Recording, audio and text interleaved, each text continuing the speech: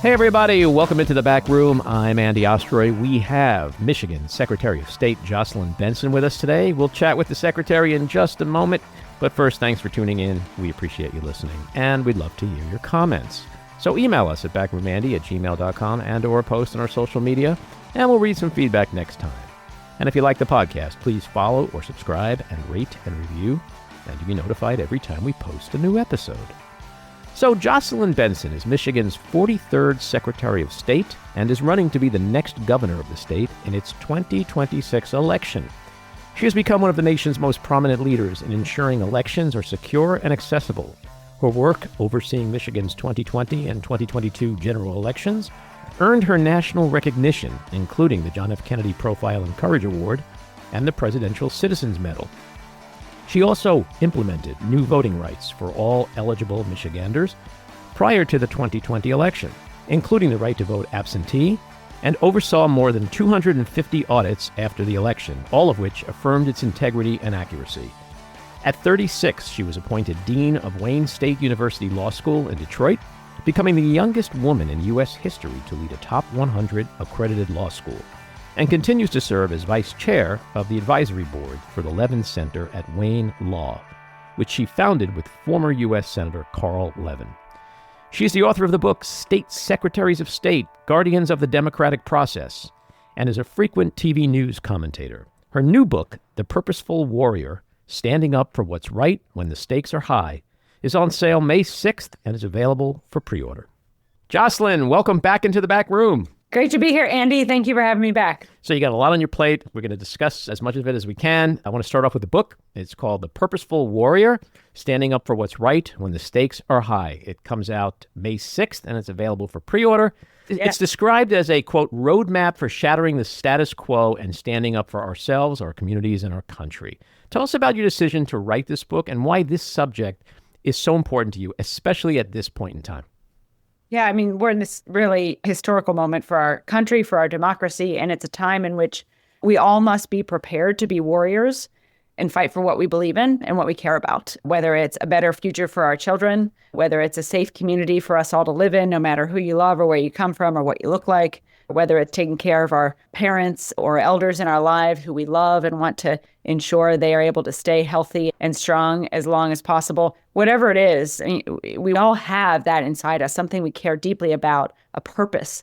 And if we fight in a purposeful way to further that, we can move mountains. That's what I've experienced throughout my whole life. We can always conquer the seemingly insurmountable one step at a time by being warriors for ourselves and our communities and our country. So the book is a how-to guide on how to do that through stories of my own life and others who've inspired me to fight for what I believe in. And the essence is that it's not an easy path. It is far from a smooth one, but it is a purposeful, meaningful one that enables us to ensure we leave the world a little bit better than how we found it.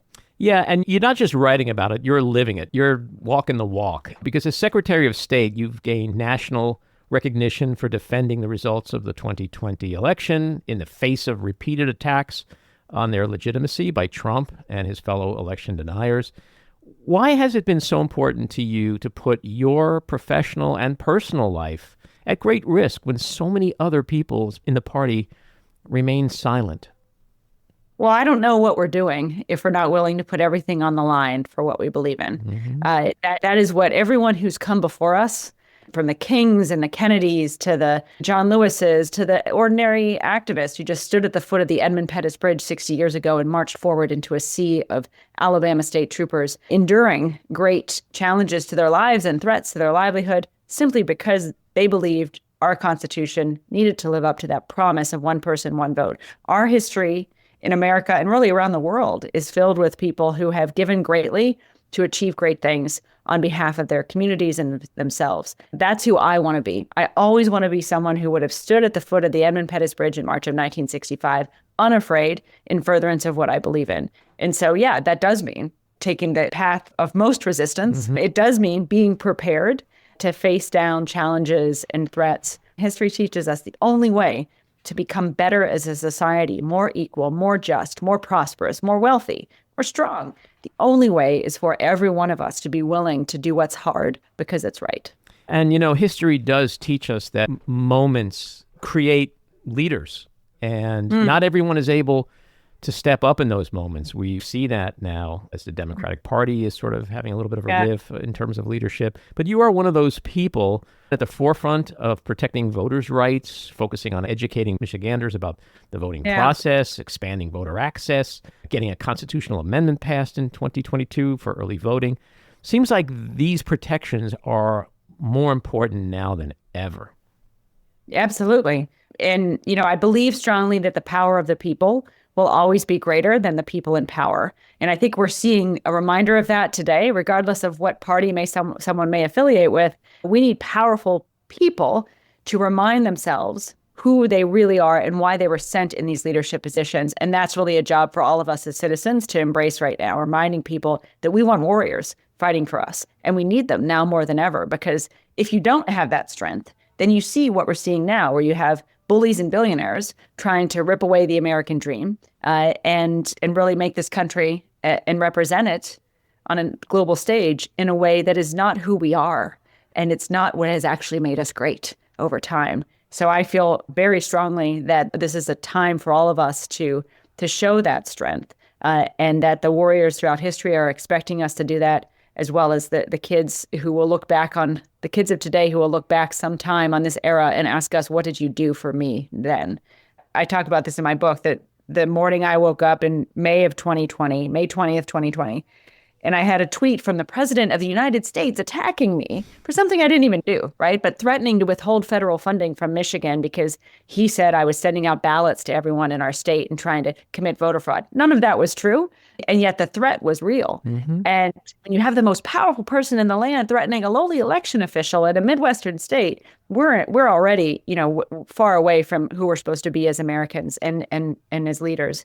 But in that moment, if I had just cowered and bent the knee, where would we be today? But instead I said, no, here's the truth. Here's the power. And I pushed back and I punched back. And that's what we all need to be doing, as both as leaders, but as citizens right now, not allowing anyone to rip away the truth and redefine what that truth is to further their political purposes. Yeah, and it's that kind of leadership that clearly we're seeing now that the electorate, Democrats, are craving. And you see people who are stepping up and rising to the occasion, whether or not we agree with them fully on everything, but like people like Bernie Sanders, AOC, this is no longer about the micro, it's about the macro. And they get it, and they're out there talking to people in the red districts. And I think that is such an opportunity that's being created right now for Democrats, and I hope they do rise to the occasion and meet this opportunity as well as meeting the challenge. Why did you decide to run for governor? For exactly all the reasons that we're talking about. I think among other things, governors are the firewall, especially in 2026 when I'll be on the ballot. It's the opportunity for us to say, that's not who we are, this is who we are. And as CEOs of our respective states, we will be the last one standing to actually protect against an overreach of federal authority and, government showing up at the federal level everywhere it shouldn't be and nowhere where we need it. It's also an opportunity to expand on what I've already done as Secretary of State, which wasn't only to defend our democracy successfully in a time of great turmoil, the fights around which are not over yet. But at the same time, I oversee the DMV. I oversee the Department of Motor Vehicles in Michigan. So it makes me very popular. Everyone loves the DMV. But actually, in Michigan, we've been able to use that as an opportunity to restructure, actually improve efficiencies of government. We've actually cut wasteful spending, eliminated all of the wait times at our department's offices, our branch offices. It is now easy to get in and out of any branch of the DMV in Michigan in under 20 minutes. We allow you to go online, to go do your grocery shopping, and use a self-service station to get your business done with the state. So we've been able to demonstrate to every one of our residents in Michigan, yeah, it is possible for government to be more efficient and serve you better. And here's how. And I'm going to do it for you. So in 18 months, it took me to completely reform and modernize how we deliver state services in Michigan, improving the lives directly, saving people time, saving people money, making people's lives easier. And I didn't need a chainsaw, and I didn't need to fire people indiscriminately in order to do it. It just took smart, competent leadership to get it done. So for me, governors can show that, whether it's administering our agencies around starting new businesses, administering our healthcare, administering our childcare opportunities, making our schools run better. Making government work better is something that I believe every citizen deserves and wants right now. And it's something I've actually done in Michigan. And as governor, I want to do that for all of state government and show the nation how to do it right. And so what are the key issues that you're running on? What are the issues that are of most importance to you? Well, I think in addition to the clear message that voters are sending right now, that they want leaders who will stand up for our rights and our freedoms, no matter how rich or seemingly powerful someone might be, we're going to stand up to bullies in Washington, D.C. and elsewhere. I've also been talking to folks, and the pain of the inflation, the pain of the economic downturn we're in is real, and it's being felt by everyone across the spectrum. Access to affordable housing, access to quality and affordable public education, access to simply just being able to drive on the roads and pay energy costs and everything in between. Deep concerns about access to healthy, clean air to breathe and clean water to drink. All of those things are causing a lot of anxiety in this moment. And as governor, my job in particular will be to be responsive to those needs, having a plan to address affordable housing so that no matter where someone wants to live in our state, that they can afford to do so, addressing the fact that our wages are stagnant while costs are increasing by finding meaningful ways to deliver cost-saving benefits to our residents in childcare, in healthcare, in education services, in energy, and everything in between. The bottom line for me is I'm a mom of an 8-year-old son who in 10 years will be 18. And what we do for the next 10 years will define his childhood and will define whether or not he chooses to stay in Michigan when he is deciding where he wants to build his life.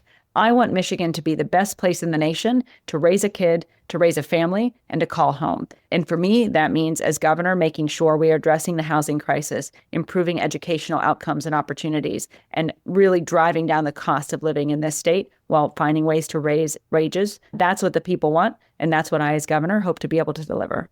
So a part two to that question is, are there major critical distinctions that you'd like to point out between what appears to be so far your Democratic primary opponents, Lieutenant Governor Garland Gilchrist and Genesee County Sheriff Chris Swanson?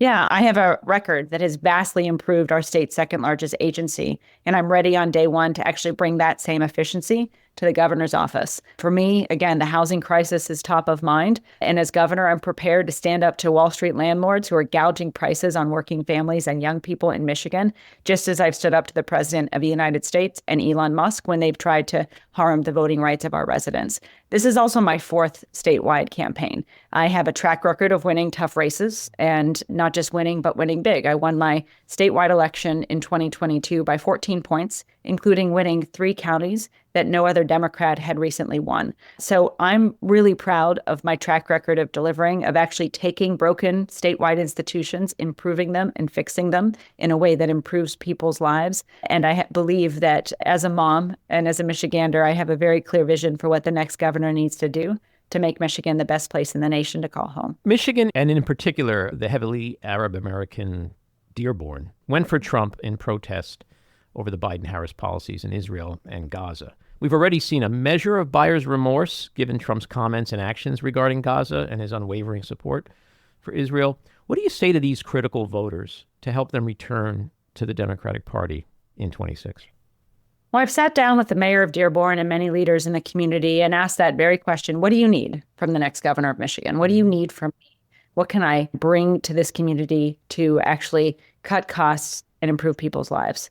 And the number one thing is an economic policy that invests in the people of Michigan, whether you live in Dearborn or Detroit or in the most rural parts of the state. That's what everyone is asking for. In Dearborn, we want to be able to afford our homes. We want to be able to live in our home in an era of climate change and not have our basements flooded by pipes and sewage and other types of infrastructure that hasn't been updated. We need addressing a tax code that is far out of date and looking at things like property taxes and other things that we can alter or support to drive down costs for residents. So economics is the key, what's on everyone's mind, no matter what community they live in our state. And I've seen that firsthand by talking to leaders and the voters of Dearborn. So for me, I'll be a governor who both works to make sure people feel safe in every community against either attacks from the federal government or hate that we're seeing emerge in different pockets of communities. But I'll also be a governor who makes sure everyone has a fair shot to make it, to thrive in our economy, to start their own business, to open a restaurant and live in the community they want to live in. That's what I believe every voter in this community wants. And that's why I'm proud to have that vision and that commitment for every community in the state. And so we've been talking a little bit about the importance of governors and also attorneys general. We're watching Trump and Musk and Doge just bulldoze over our democracy. Can you sort of bring to life in a tangible way what the governors and attorneys general can do and are doing specifically to fight what's coming out of Washington right now?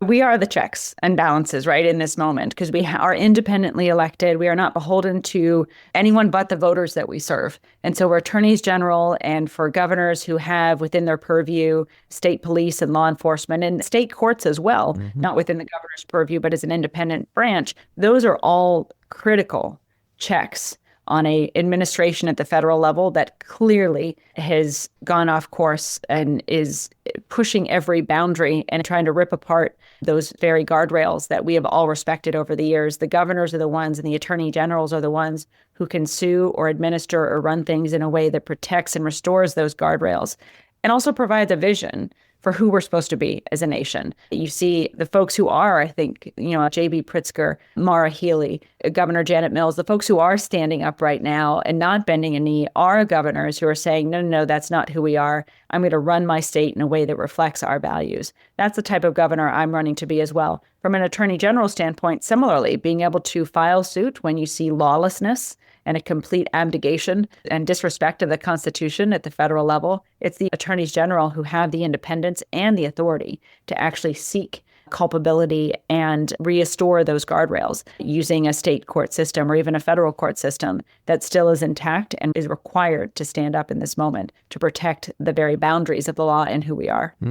At the same time that I recognize the challenges and the negatives, I also try to parse it all and look at the positives as well, which you're mentioning about governors and attorneys general, as well as what we're seeing out of the courts. Should the electorate have some measure of encouragement and optimism that there are safeguards, that there are some guardrails here to put that critical check on Trump and Musk? We should know that there are guardrails. We should know that in Michigan, even in 2024, voters acted to support those guardrails. For example, electing 2 extraordinary women to serve on our Supreme Court. In Michigan, we're seeing a Supreme Court race in Wisconsin that is also playing out in a way that I hope will give us an opportunity and also remind us of the importance of us as voters weighing in on those decisions and those leadership at courts. So yes, it should provide us with a path forward in this moment of something we can do in a way that is something we can do to push back on what we're seeing in Washington, but also with the recognition that when we organize and elect strong, competent leaders of integrity to these statewide positions, history and even recent history really underscores the value of doing that and the power that we have when we see good leaders elected to office with the support of good citizens all across the state, reflecting the values that connect us most. So yes, it is a reason not to disengage, because the flip side of it is if we do disengage and if we do say, you know what, I'm not voting in 26, democracy's broken. I tried in 24, it didn't work out. Look at what's happening. That's what the folks ripping things apart in DC, that's what they want us to feel. They want us to feel hopeless and powerless. But looking at these statewide races, that does give us an opportunity to see a path forward. But we've got to create that hope for ourselves by staying engaged and organizing and mobilizing and reminding ourselves who we are and what we're capable of, especially in moments like these. Amen. Well, good luck with the book. I wish you a lot of success with that. Good luck with the campaign. We'll certainly follow the race and do what we can to help, and hope you'll come back and chat with us again.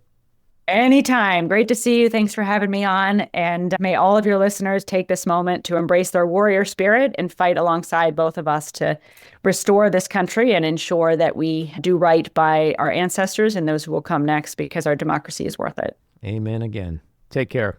Thanks. Bye-bye. Bye. This episode of The Back Room was edited and produced by me, Andy Ostroy. It was co-edited and co-produced by Maddie Rosenberg and co-produced by Jen Hammoud. Our theme song was composed by Andrew Hollander, And our logo was designed by Cricket Langell. And special thanks to Patricia Wind. Please take a moment to rate and review the podcast, and also follow or subscribe. Until next time, keep your eyes on Washington, Hollywood, and your own backyards, and have a great week.